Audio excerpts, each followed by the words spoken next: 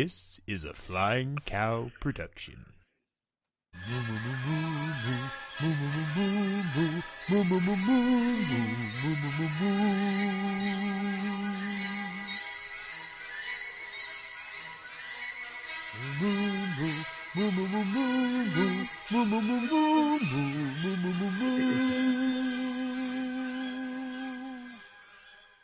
Well, hello and welcome back to Must Watch Movies, the podcast where my co-host and I suggest movies that the other one or even ourselves hasn't seen. Could be good, could be bad, could be weird and scary. Who Happy knows? could be sad. Yes, could be bashful, could be sleepy, could be grumpy. Give me some dopey.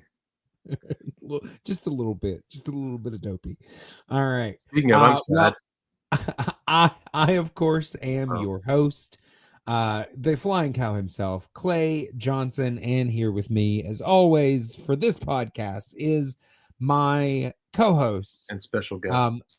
Yes, the Lord Jack Allison, 2-time. I'm giving you another one, apparently 2-time. That's what we talked about last time. That's an insult. Yeah. I'm gonna make you take a third. No, I don't want it. I don't want it. I don't want it. Yeah, man, I'm bummed. How much does it suck, in your opinion, that fingernails and toenails aren't flammable? What? Well, have you ever tried to burn one before? Thought of that. I have not. I feel like. Do you have a pile of toenails you can't get rid of? No, only half of one I can't get rid of. That's the problem. Oh. So it's super, like, it's when I was a kid, I was like a bit of a pyro, and I think part of the magic with that was like finding out what things did or didn't do when you put a flame to it. Like, one of the coolest things for me growing up was like an airsoft BB, because it had like a tiny little flame around it, and it's I don't know, you had to be there. You had to be a pyro to get it, and toenails not so much. I wouldn't really think what to expect upon burning toenails because I'm not a serial killer, but alas, not a great experience. But I guess that's neither here nor there. We were watching a movie that I picked last time. Yeah. First of all, ladies and gentlemen, Jack Allison. Hey. But I was actually gonna ask you a question. Okay. Before we jump into this, is it personal or is it like okay for me to say on the internet? Always, Jack. Always. Wait, that's not a commitment. Which one? Which one? Yeah. I was thinking today, just because I bumped into something earlier this week.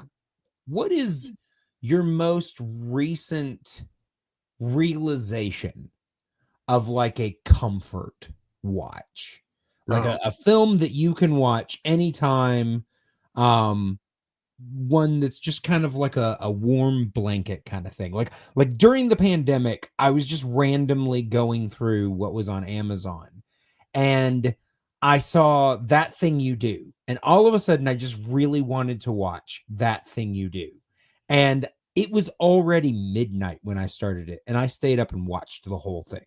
Nice. I'm glad you went with watch, because I was going to give you a different answer for like what's a good, nice, snuggle, warm comfort sort of thing for me, but that's right. Wasn't a watch. So you're thinking like recent that I watched, or like just something that I've recently trusted as a watch? Like, I say recent because just recently, this weekend, I rewatched Babe, which is a film that I haven't watched in years. But as I was watching it and when it was done, I was like, this is a comfort watch for me. Yeah, absolutely. Like, we recently I just can just put this on and feel good. Yeah.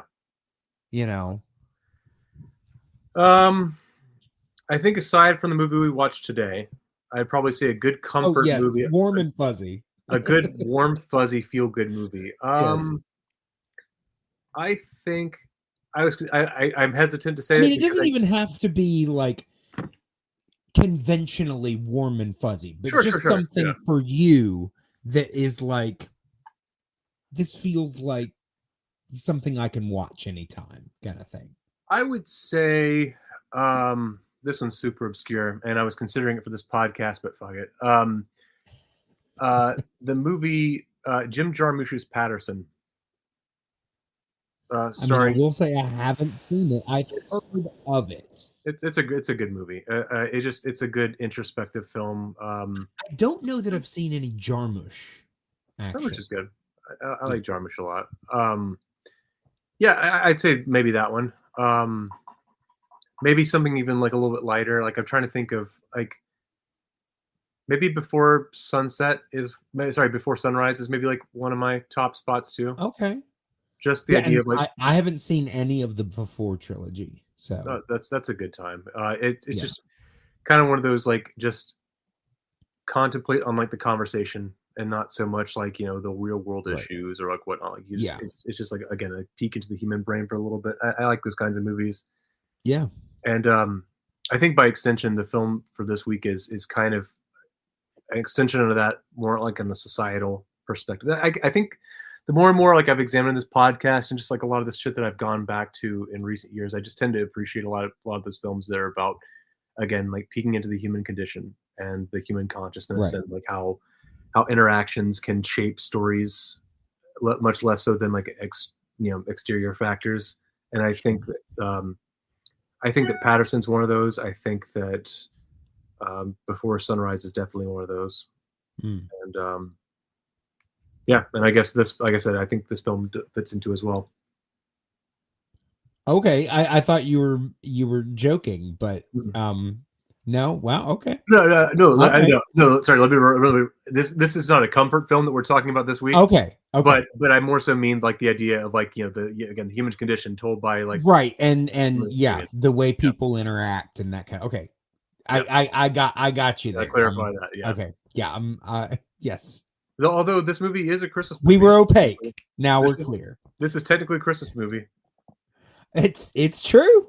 Yeah. Yeah. Happy holidays. Yeah. Merry Christmas, everybody. We Yeah. brought you joy. Yes. Yeah. So Yeah. Go ahead. Yeah, the movie I picked for this time is 2012's The Hunt, directed by Mhm. Thomas Vinterberg and starring Mads Mikkelsen.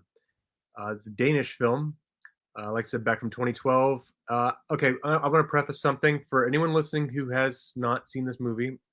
I'll say that this is one of my all-time favorites, and I gotta urge you, if you haven't seen this and you're curious about it, I would encourage you to stop the podcast now and give it a watch.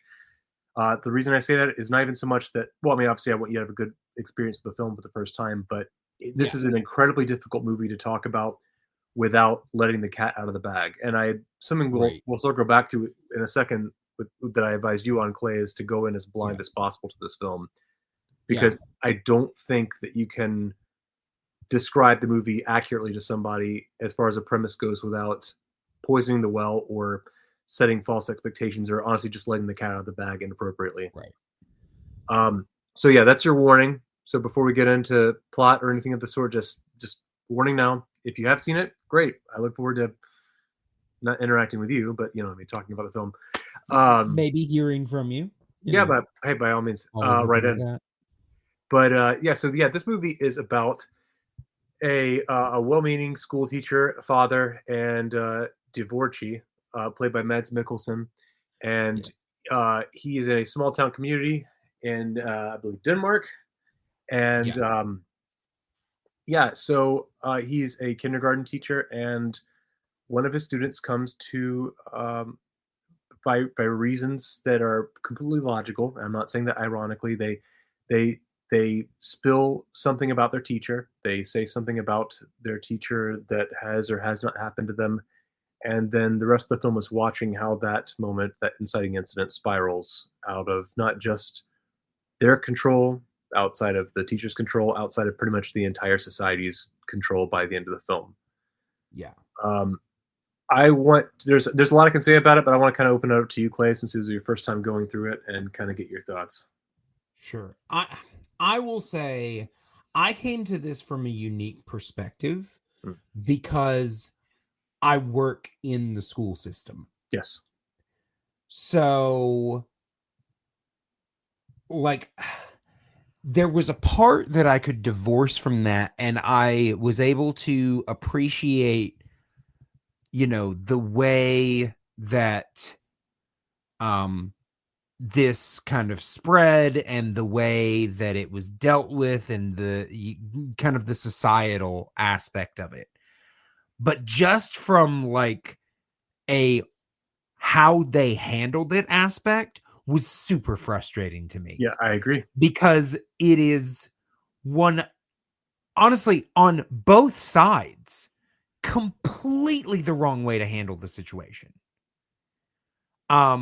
Like, I mean, the woman who runs the school, I mean, she definitely did a lot of things that were,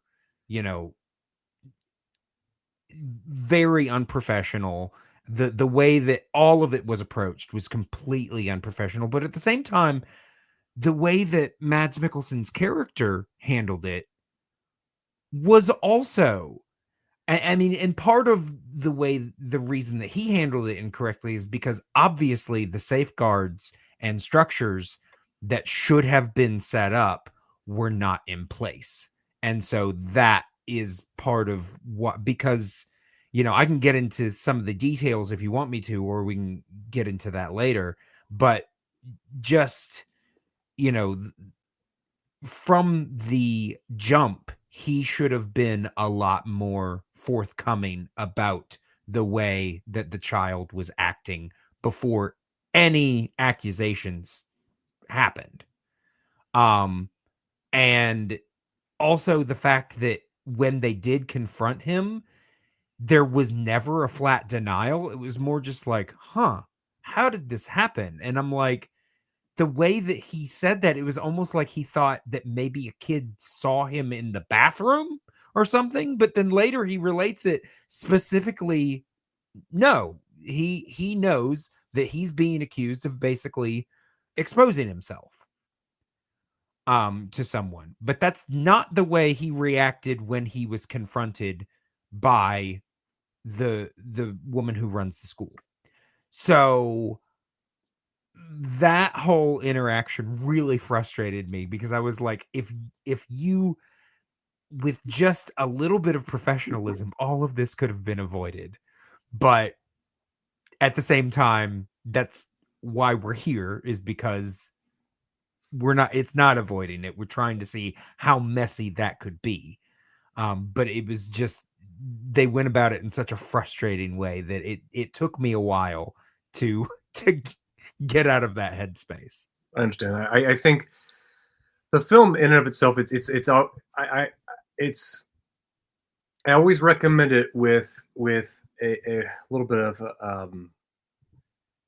a caveat, because it's not a feel good film by any stretch. I would argue it's the type of film that you watch to be infuriated because of the systematic way that things get corrupted, but by the way that, like, again, understanding like how the lie can spiral as it does, to the point where people do, like, how the emotions couple with the irrationality of the situation.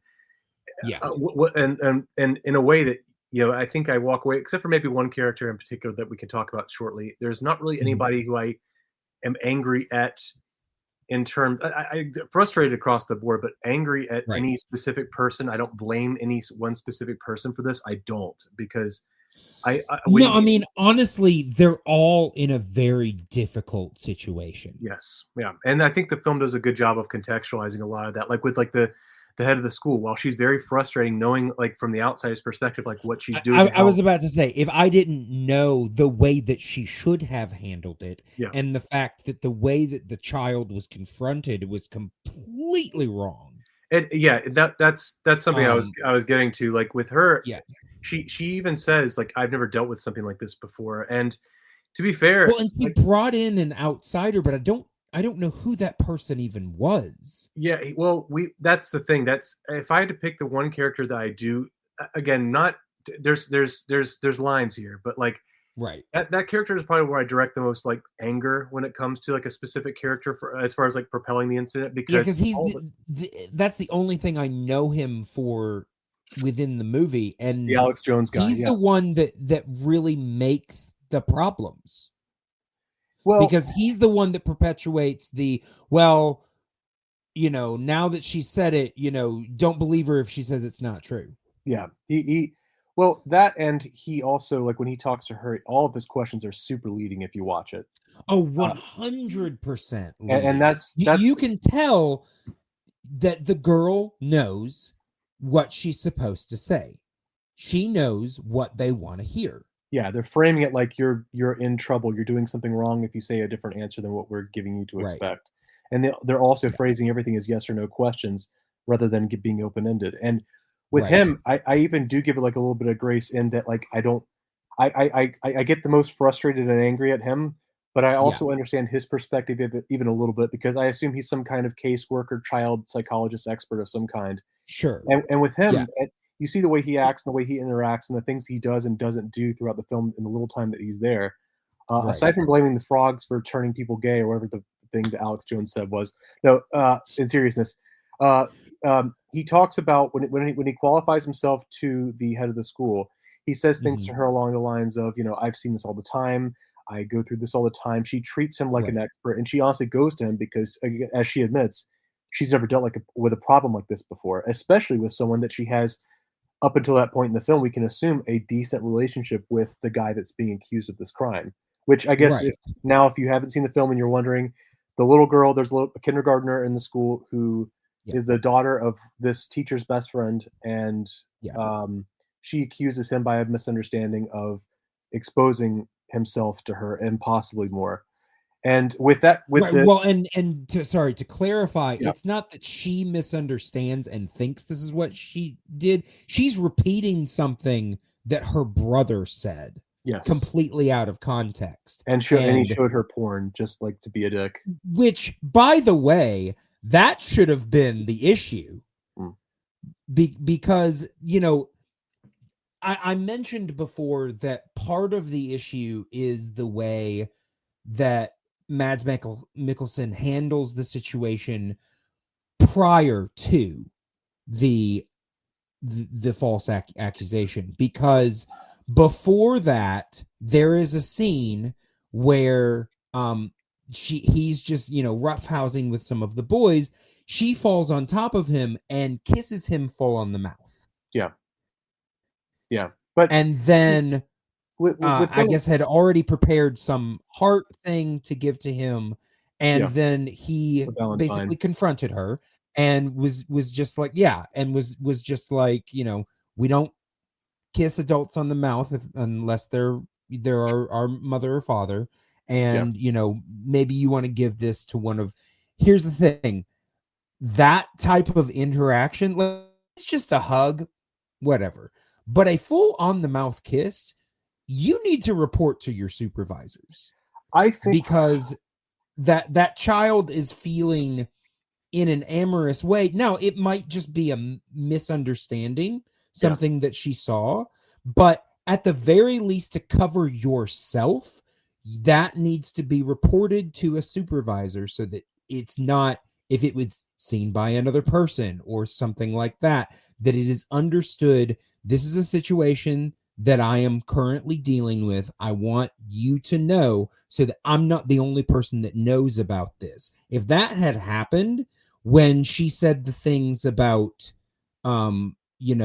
his penis or whatever, then there would have been a ground work that had already been laid. She would have had something to work with Mads Mikkelsen's character. She wouldn't have it wouldn't have come out of nowhere to her. She would have already known that this child was kind of feeling in a certain way and talking, exploring things that maybe weren't appropriate for her age. And maybe then we could have discovered that it was really the brother and her and his friend that exposed her to porn. I think it's kind of a hindsight 2020 thing, because again, I'm not saying that's not the way that it should have been handled. I think with his particular character, again, similar to like the child but case specialist. I this think it's happened kind in of the the States. case That where would have been something that he would have been if expected she to had do. what I think he should have done as the teacher was like obviously report it right away. I think Yeah. what the movie does to set that up with a lot of his actions in the film is one, he's in a very false sense of security sort of place. Everyone in the town likes him. His best friend's daughter is the one who did it. He's probably arguably known this person her entire life. And probably it's the kind of thing where it's like, all right, look, I know this kid, I know her parents, I know this is probably like an innocent little thing. I'm just going to have this like said to her and move on. I think if he was a teacher who was like who had nothing to do with that family, who had nothing, who was like maybe even like a newer teacher to the community, I think a by the books teacher would have done that for sure. They also kind of set it up that he was basically just there because he just needed a job. Yeah. You know, like this wasn't like vocationally he's a teacher. But he's also everyone sees that he's very good at his job. Like I guess I guess I can relate. Maybe there's a better way of putting it for me to like relate to his experience. I think like everyone's been in that kind of job, whether it be something they like or something they don't like, where they feel like they're good enough in their job and they feel like they're like recognized and they're evidently good enough at their job. Where if you had like something that wasn't by the books that you did, people would probably understand or give you the benefit of the doubt if something like if you were ever to be called into questioning. Like for example, if I was 20 minutes late to a job to my work one day and I've clocked in every single day on time, I would expect maybe if someone called me into their office, I'd say, "Hey, I'm sorry, this was an accident. It's never going to happen again," or it's like here's the explanation of why this happened, as opposed to them thinking automatically I'm chronically irresponsible about my job. And I know that, but again, there's quite a difference between I'm not saying there's party and possibly a pedophile. I'm not saying they're synonymous, but I think with this, there's a couple of factors with the film. Is that one, she has that confession to him, to the head of the school at the end of the day when like they're going home and it's nighttime out. So it's the end of the same day. I would imagine giving him and she's upset because he basically told her that what she did was inappropriate. Yeah, and I think he even recognized that like he's embarrassed her significantly based on her reaction. Right. He's probably like because she immediately lies when he tells her that she should give time to someone else. She's like, "It wasn't me. I didn't do that." Yeah, and she's closed up and just like that for the rest of the day. So he knows that like the incident has shamed her, and I would maybe think like just from their personal relationship as like friends, like connected through their friendship with their father, as well as like again just trying to be a good, like morally good, not necessarily ethically in terms of like a school teacher capacity. Right. Like I said, I agree that like on by the books thing, the first thing he should have done like as a practice should have been to do that.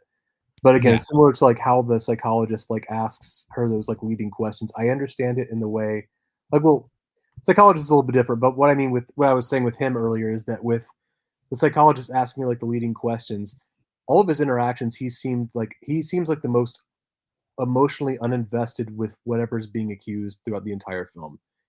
All the parents, all the teachers, all the the lead character, obviously his children, everyone seemed like emotionally like twisted by what's being accused.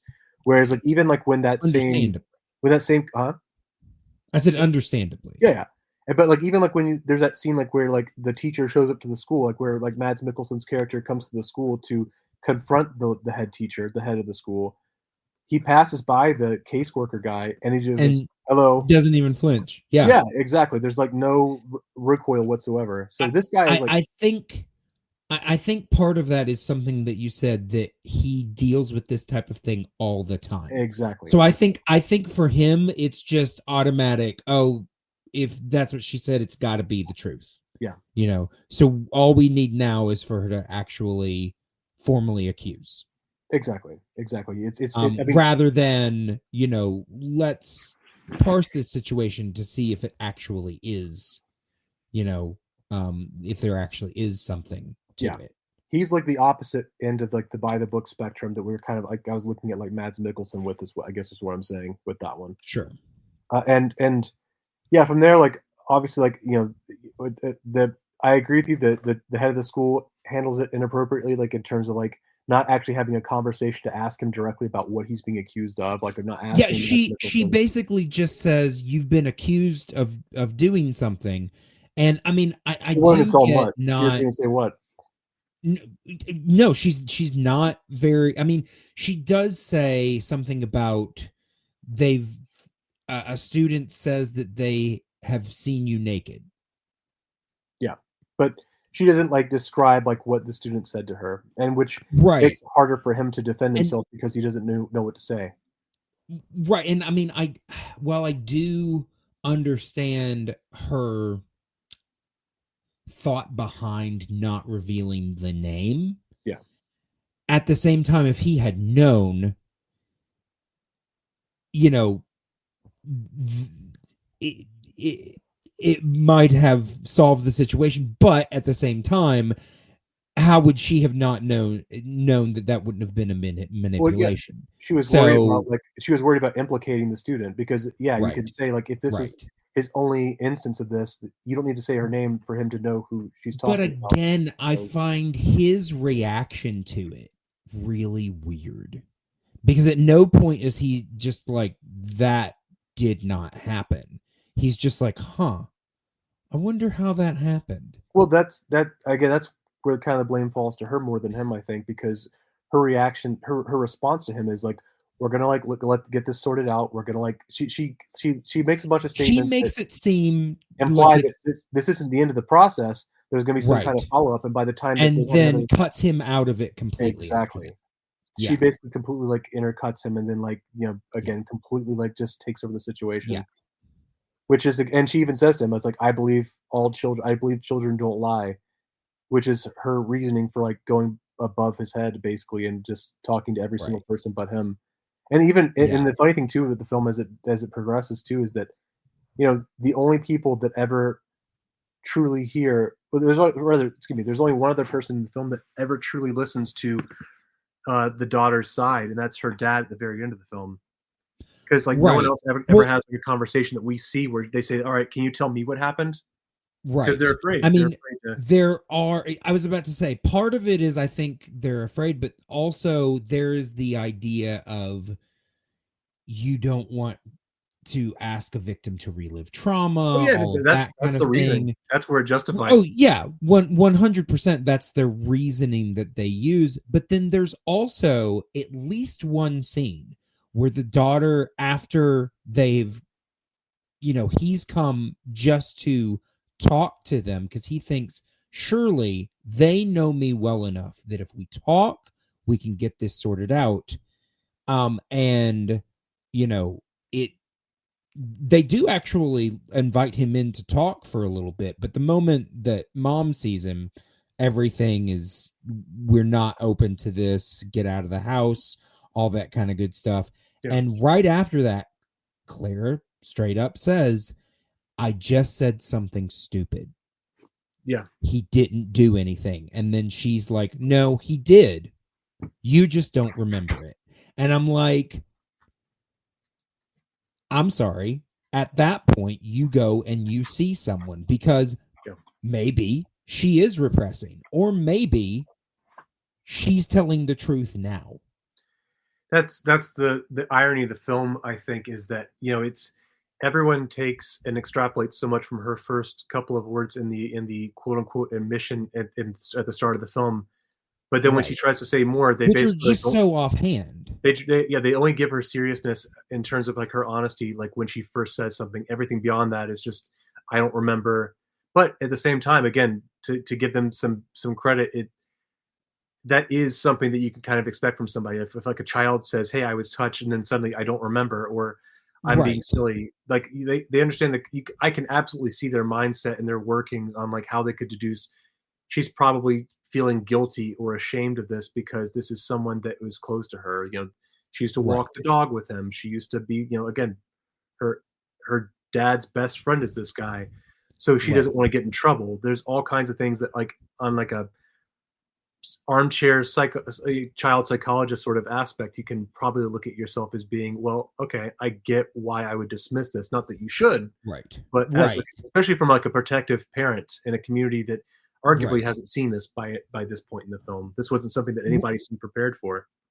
Well, and there also is the fact that up until a few years ago, especially in Western context, Mhm. there was kind of a default to not believe some victims, not necessarily, children, but just other victims. Mm.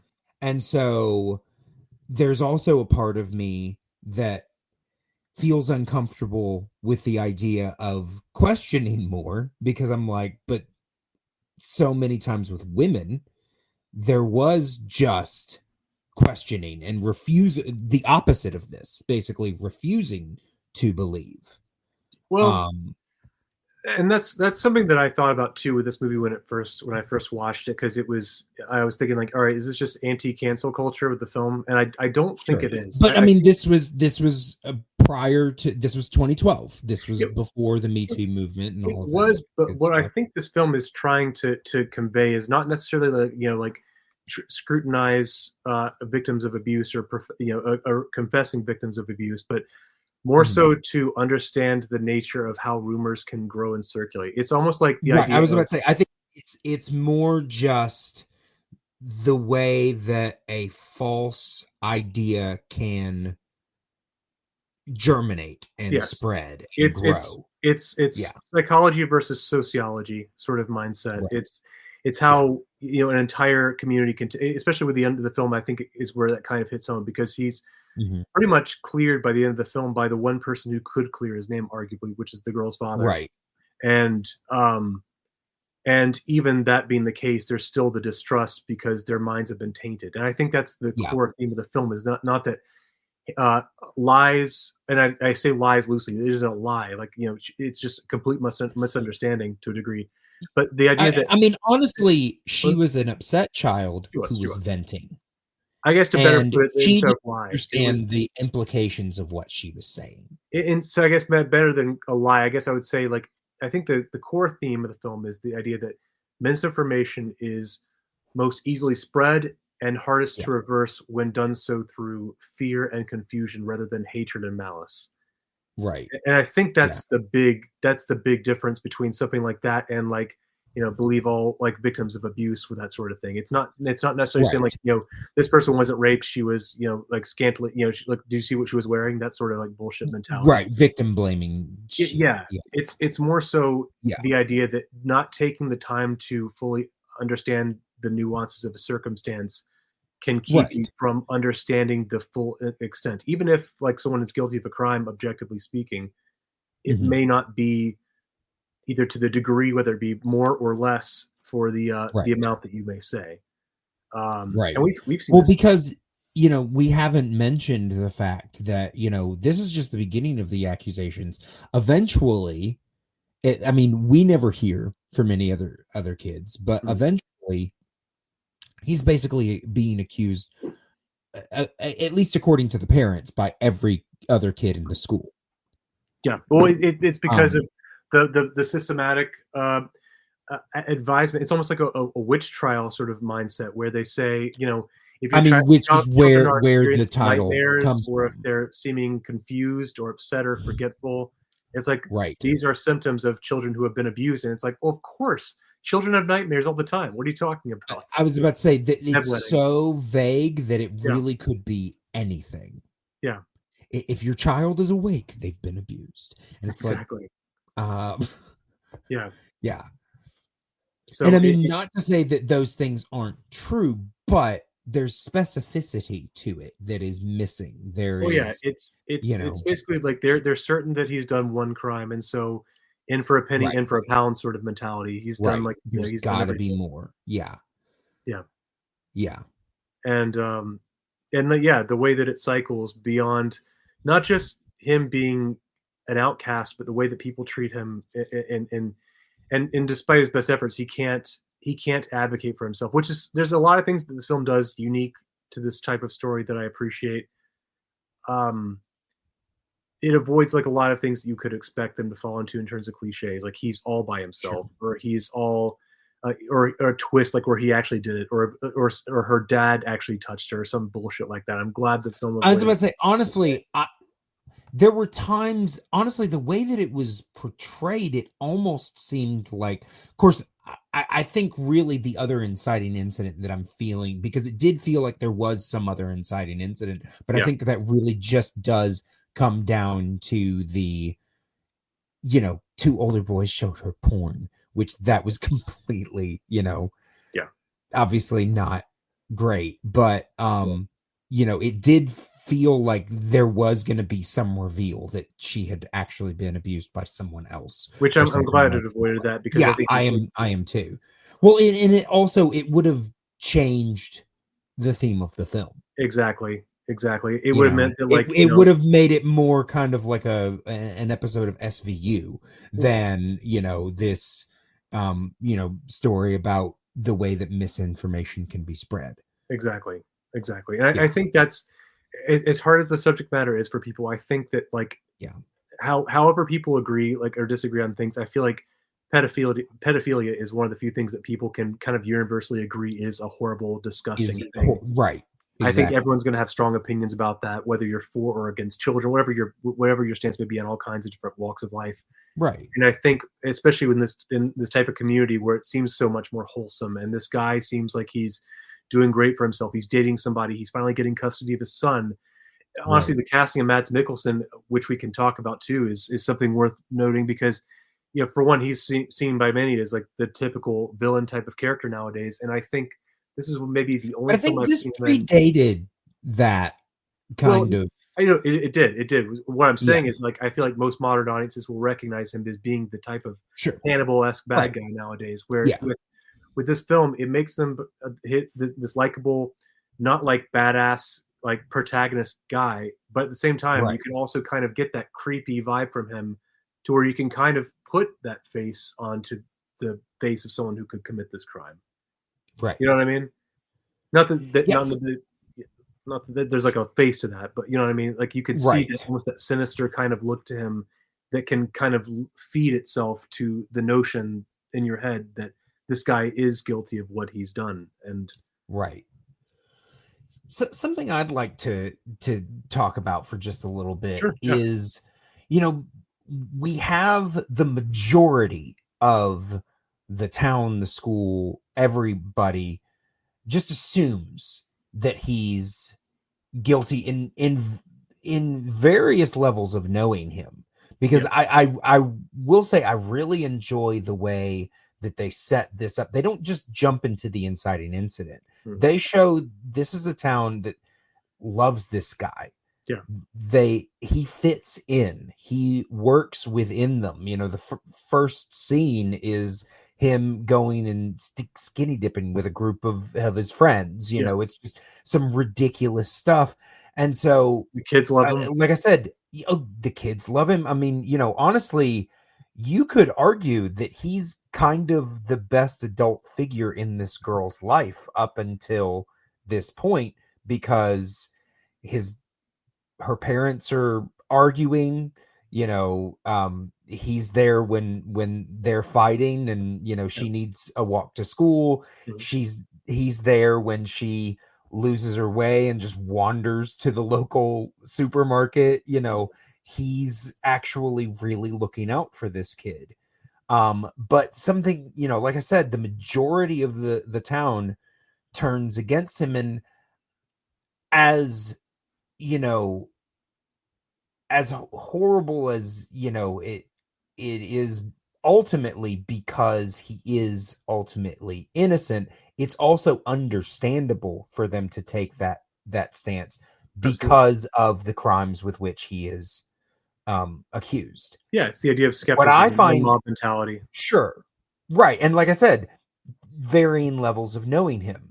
His best friend is the father of the girl, and Yeah, he takes her side, even though one of the lines he says earlier in the film is, "I can always tell when you're lying." yeah, And exactly. That that's pays that's off. really what ultimately, That comes you around. know, helps him come around, is Yeah, that he doesn't see the guilt. He sees, frustration nothing. within He it. sees nothing to what is Yeah. going to him. Right, exactly. Yeah, But what I do find interesting are the people that just the kind of the other side of that coin automatically assume he's innocent. And like I said, like with the one guy, the friend that has just known him all of his life, that kind of thing, you know, the guy that basically, you know, is just there for him. Yeah. His son's godfather. The glasses, the beard. That guy, yeah. You know, that I get, but like his girlfriend, who it seems like he barely knows, but they've been dating a little bit, but like, enough to say that like they're. But I mean, it seems like their date is on the same night as the accusation. No, they go out. No, because the accusation, if I remember correctly, it happens. I think after, it's the same day. I think they swap numbers because like, he goes out drinking with his friends. I think the night at the accusation. So then that. Remember, like when she called him on his phone, he's like, "Hey," and that's the night that they get together. Well, no, I think they go out that weekend. I think it was like a Friday night they're drinking. So I think the next day they trade numbers like right before. Yeah, but I think they don't actually get together until the same night as the accusation. Again, I'd have to rewatch. I think I'm pretty sure what happens is that she calls him when he's out drinking with his friends the night of the accusation, and then the next day or that following Sunday is when they go on their first date. And then well, no, that night, remember, because she's like, "You want to meet," and so he comes home from being with his friends, and she's waiting for him. No, because he was drunk, right? Wasn't he like wasted? Yeah. No, not to the extent of anybody else at the party. He was still had his wits about him. I'm pretty remember, sure. Like I mean, I watched him helping her. I remember him helping the girl's dad. His best I was about to say, helped Theo home. It's like daylight in the morning, and like he stumbles out the door trying to get back to walk home. He's like, "I'll be fine. Don't worry about me." And then he kind of like stumbles back to his house. I think. I'm pretty sure that she's there when he gets back. Okay, because I mean, he apologizes for being late. Either way, I think that they hook up at some point between that Friday and the end of the weekend because Monday is when things are either way, it's either the same day or after the accusation. Right. So, but they did go on a couple dates at some point because he asks because she gets called in after like the thing. She gets called into the head of the school's office with a bunch of the other. After they've been dating for know, at least a week or two. And she's like an example like where like they basically just called her in to tell her like, hey, this is really fucked up and we're escalating this to the police. You should probably know and avoid this guy. Like they don't say that as bluntly, but they basically like bring her in to tell her like, yeah, this is a bad guy. You need to stay away from this person. Right. And she admits in that conversation that we're he's my boyfriend. Yeah, we're together. Yeah. Right, but like I'm saying, like I just find, I mean, it's really only them and then later his son that just believe him. But while I do understand that impulse, in a lot of these situations, that would be the wrong stance to have taken. So it's an interesting mindset. So I think the biggest difference between the two is how they handle her, because she disappears for like a good chunk of the film because there's that scene when they're having a discussion. He gets to the point where he just starts pushing the people who are still supporting him out of his life. Yeah. But like when like the girl like comes, well, the inciting thing with her leaving him, or technically leaving him, is when when the little girl comes over to his house after the accusations have spread and says, hey, like, can I walk the dog? Can I hang out? And he says, no, I'm sorry, you got to go. And this woman has witnessed this interaction. And that's when she finally asks him point blank, it's like, so you didn't do this, right? And it's that hesitancy that kind of basically sparks him to say like, fuck off, get out. Because even that's just kind of representative, even like the people who don't know him quite as well as his son, but still like have some kind of affection for him are even now turning their backs on him directly. Right.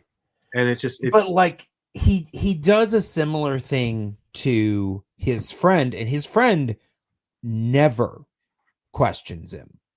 But I think at that Which point, friend? the godfather to his son, Oh yeah, that friend. I don't know his name, and I can't find it in the um unless that's Oli.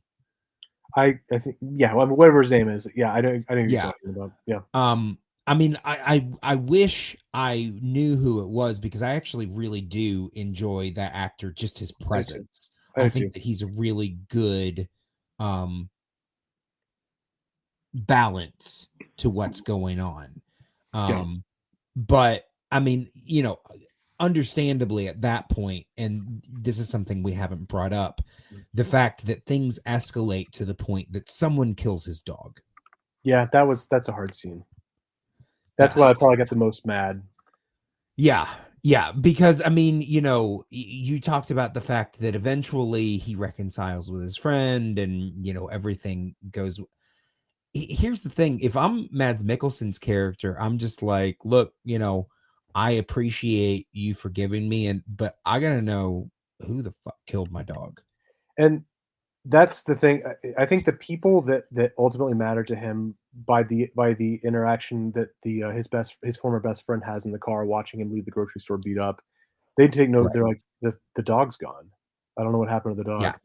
And I if I had to guess if anybody we meet in the movie, which I don't think we're meant to, just like the ending of the film, who shoots. I don't I think think we're meant to know yeah. who it is. Yeah. I think it's probably just some person that like got like wind and had no connection to the guy whatsoever and is just a sick fuck. But again, like Yeah. I said, we're Because yeah, I mean that is the thing, because that is a step beyond just anger at the situation to kill another person. Because here's the thing, if you just think this guy is a horrible person, he shouldn't have this dog, you take the dog, you don't yeah. kill it. See, okay. Here's where I become infamous on the internet and cancel myself for being the guy who defends murder of a dog. No, stay with me for a second on this one. Jeez. Where I again, not I would never do this, and I would never condone this to anybody that I knew, no matter who the person was. Yeah. But the idea of someone who is so infuriated, but also detached emotionally from this particular human being, knowing that the police have basically let him off and he is not being convicted or prosecuted with the crime that he's been accused Sure. of, and despite Right. you being fully convinced that you know it, for me, it's almost like the idea of like, would you kill Hitler's dog knowing that it would cause Hitler pain? I would say no, but I can think of plenty of people Right. who would consider that as an option if it meant causing Hitler pain. Again, I'd take his dog. Well, you know, I wouldn't yeah, kill it. but That's but just, yeah. but like I said, it's like the idea of killing the dog was to bring sorrow to him. Otherwise, they wouldn't have left the bag behind. Right. Oh, And, yeah, 100%. Yeah. It, and it is. It's to fuck with it. Yeah. yeah, yeah, and But that's it's kind of like it kind of goes hand in it's a hand with step like why I beyond. appreciated the end of the film is that like there's an alternate ending of this film where he actually does get shot and dies in the woods, and it's meant to Honestly, I expected that to be, because I mean we're dancing around it a little bit, mm, like you said, seemingly things are, we see him basically after, Theo recognizes, this can't be true. yeah He believes his daughter's confession that she made it all up, all of this kind of stuff, and they reconcile. They show us a year later, and we see him talking to people who treated him horribly throughout this situation, and yeah. they seem all good, they seem like friends, but they're at a dinner. Is that what it is? It's the coronation of his son, I think, getting his hunting license. Right. Yeah. Yeah. So they're at like a town get together kind of Yeah, and thing. it's a big And hunting community, the town. he looks around and sees people still judging him. Yeah, or just Now distrusting him. none of the people who are making faces at him look familiar from previous stuff. There's a couple. Um There's that big guy that like he never really got along with afterward. The huge Johan, I think it's his name. But see, Johann specifically like hugged him and was like, "Hey, man," I don't No. think he gave him a That, weird that look. ending scene, like, because he was like one of his former drinking buddies at the start of the film. Like when Yeah. they interact at that scene, he just kind of like gives him like a discomforting handshake, then passes by. Oh, okay. Okay. Um, and so like he's I one guess of I the, saw more in it. that's okay. Like I said, Yeah. uh, But regardless, there's obviously still mistrust, as yeah, you said. yeah. And you know, as part of the situation, he goes off hunting with several of these people that he knows still don't trust him, which I'm thinking, why would you do that? Well, again, false Because sense of security. It's a year later. You think everything's right. been forgiven. But again, like I the will real say person, though, am I wrong? Was he out there without a gun? I think I assume he would have a gun if he would have gone by himself. I'd have to look again, but But I mean, I know that like he was walking with his son and kind of like set his son up, but I think he was because we see him earlier in the film hunting and he actually shoots a deer and all that kind of good stuff. mhm. But I think at this point he is walking in the woods without a gun, almost like I honestly like felt like that was symbolic, like he's given up the hunt Yeah, kind of thing I'd have to because watch it he again, but that felt holds. like the prey. I mean, again, I might be misremembering it, but I feel like he didn't have a gun. Yeah, that'd be thematically appropriate for sure. Yeah.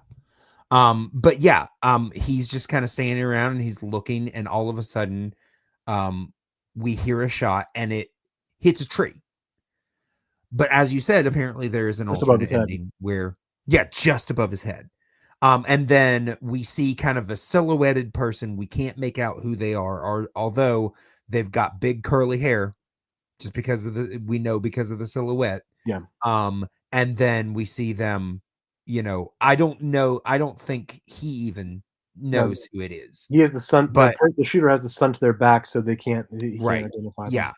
Um, but they then run off without, you know, finishing the job or It's like whatever. a But warning as you shot say, almost.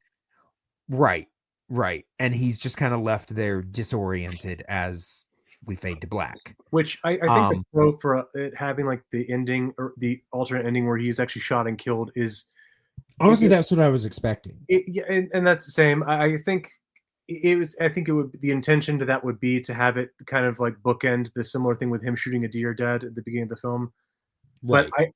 I think that kind of extends more where I feel like this ending was the one ending we got is the correct one is where I think it's an extension of what you were talking about with the dog situation where I think that would have been a crime too far to take realistically if someone's like willing to take a life as a result of this.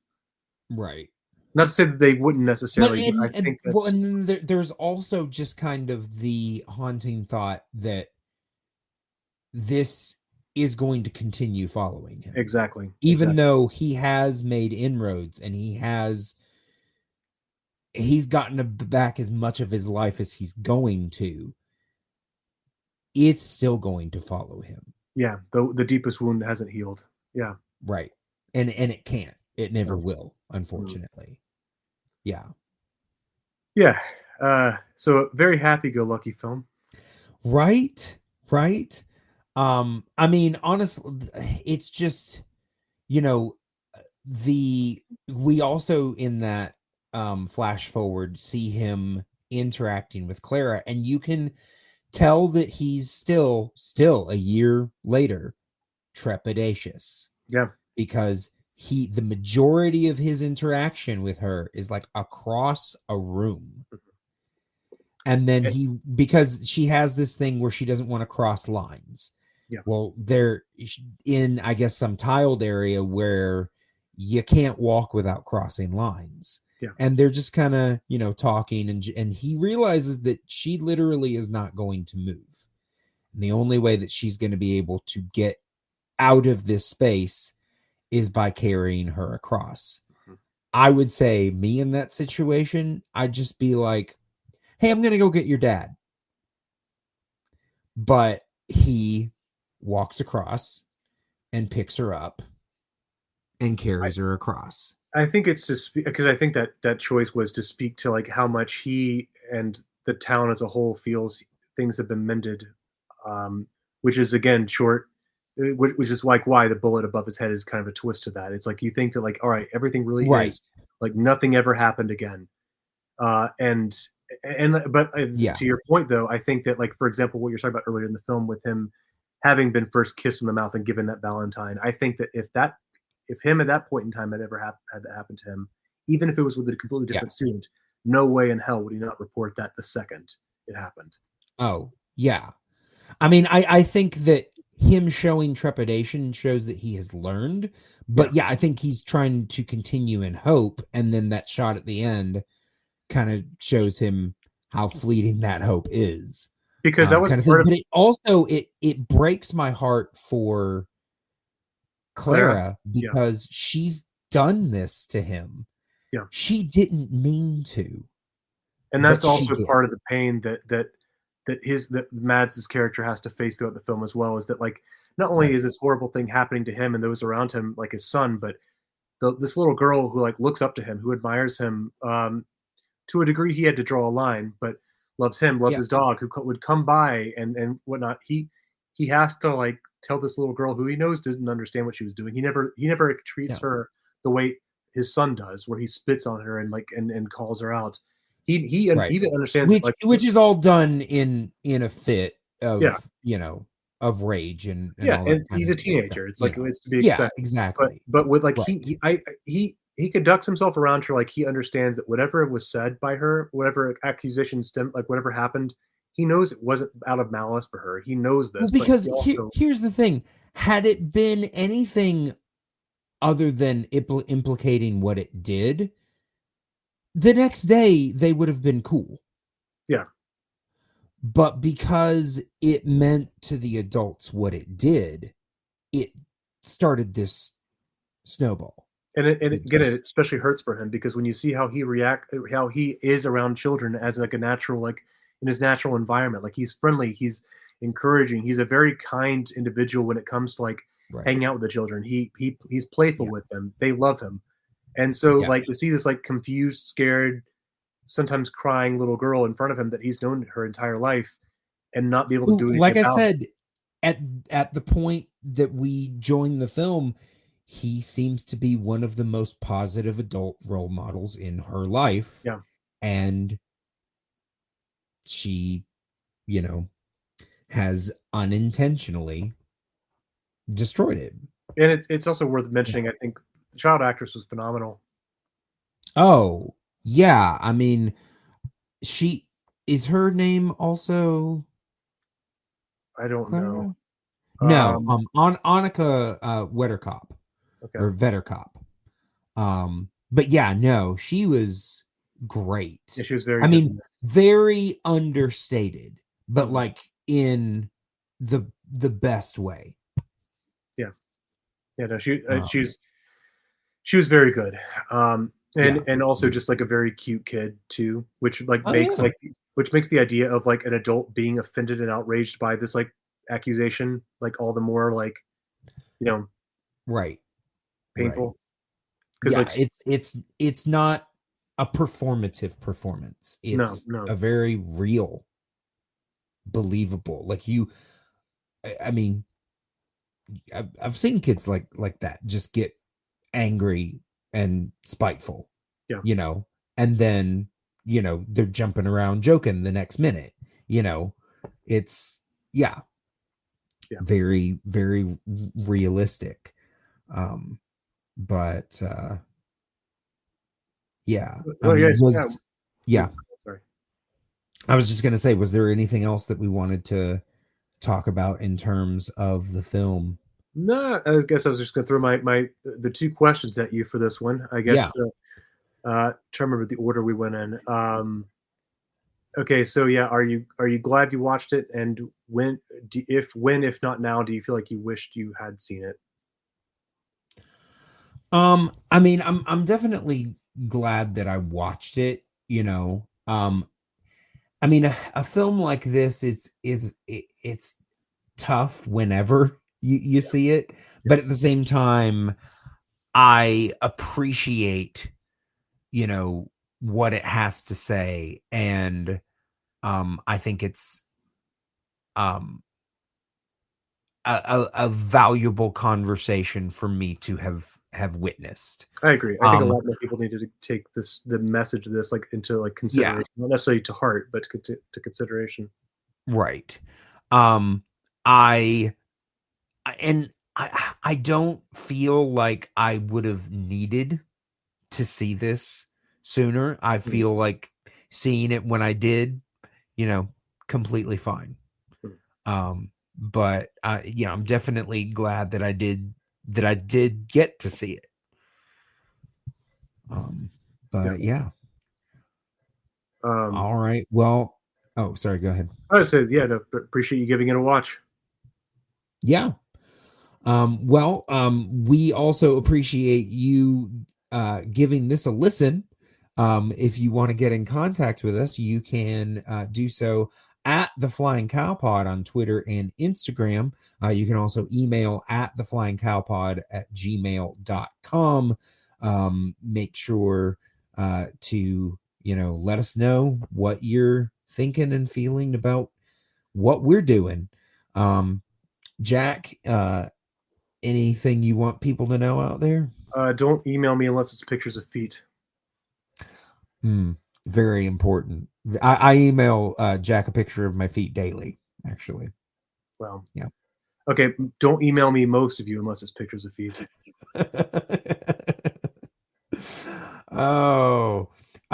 Well, with that, I guess it is time for us to decide what our next film is. And I had a thought, and then I was like, oh, but I don't like. My initial thought was I kind of want to stay in like your movie was more, dour. So I thought it might be fun to go back to a comedy, but I also just did a comedy. Yeah. So it's like, I don't want to be the comedy guy. Maybe a dark comedy. Well, the one I had in mind was not. So, so I thought, well, maybe I want to do, something else, maybe something that's a little bit more, not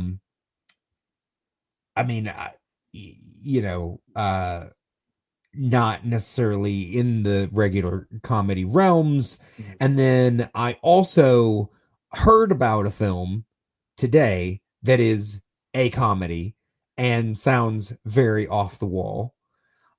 So, and I'm just like, I don't know what to tell Jack to watch. So I thought I would leave it to you. You have three options. You have a comedy that is an all-time favorite of mine. We have an acclaimed film from the 80s, and then a more recent weird comedy. Let's go with acclaimed 80s, just because I feel like that's the most different from what we've covered recently. Sure. We covered a recent movie, and we covered a comedy from your childhood last time. So right, I think that's the middle ground. And I will say I thought about throwing an older film in there as well. Like, I mean, for some people 80s is old, but for me, I still consider that like, modern classic. You remember the 80s. Exactly. I was alive when they happened. Yeah. But eventually I would like to throw something like that. I just couldn't grab something that I knew you hadn't seen just off the top of my head. Okay. But the movie that I am suggesting is one that we did discuss, so I know you haven't seen it. It is 1981's Modern Romance, the film that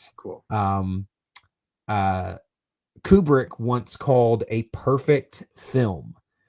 It is directed by Albert Brooks. And I have been wanting to see this film ever since I heard of it. So I think it will be an interesting watch for us. Cool. I'm excited. Let's see if Yeah. Kubrick's right. Right?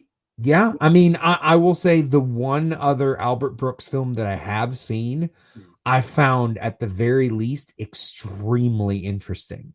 Hmm. You know, so I'm looking forward to seeing what we get from this.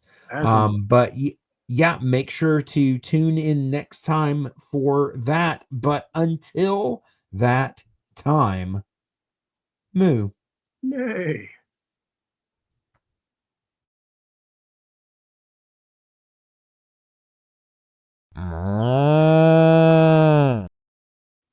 We did.